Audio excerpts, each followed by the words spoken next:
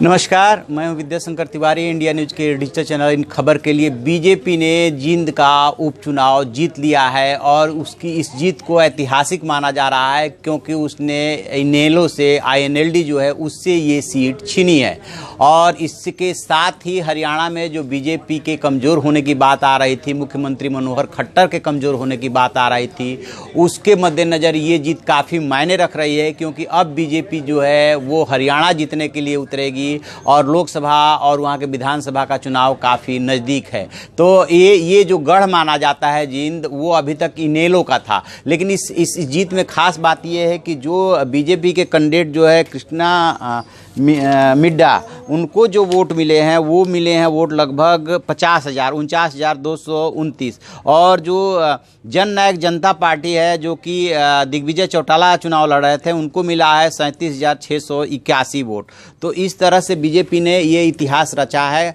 हरियाणा में वैसे भी जब मनोहर लाल खट्टर मुख्यमंत्री बने थे तो बीजेपी की वो पहली जीत थी और बीजेपी ने पहली बार झंडा गाड़ा था।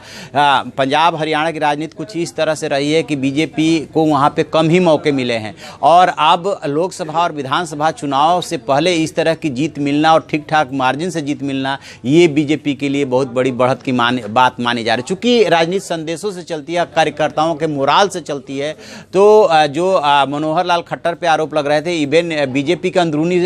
जो सर्किल है उसमें भी ये बात होती थी कि जो वहाँ पे कुछ आंदोलन हुए उसको वो ठीक से नहीं संभाल पाए और जो है बीजेपी वहाँ पे कमज़ोर हो रही है, लोकसभा चुनाव और विधानसभा चुनाव की तैयारी ठीक नहीं चल रही है। उसके मद्देनज़र ये काफ़ी मायने रख रहा है कि बीजेपी ने जींद में एक तरह से इतिहास रचा है वो सीट छीन करके। अब बाकी की यदि बात करें तो सबसे ज़्यादा जो नुकसान हुआ है वो INLD को हुआ है और वो नुकसान इसलिए हुआ है कि जो पारिवारिक झगड़े हुए हैं और आपस में जो है पारिवारिक झगड़े में जो बंटवारा हुआ अभय चौटाला और अजय चौटाला के बेटों के बीच में, उसके लिहाज से ये जो है काफ़ी महत्वपूर्ण है क्योंकि दिग्विजय चौटाला जो है जिनकी जननायक जनता पार्टी दूसरे नंबर पर रहे हैं, इस वजह से ये जो इनेलो जो है आखिरी नंबर पर चली गई है, मतलब चौथे नंबर पर चली गई है। ये काफ़ी मायने रख रहा है कि यदि बीजेपी जीती है और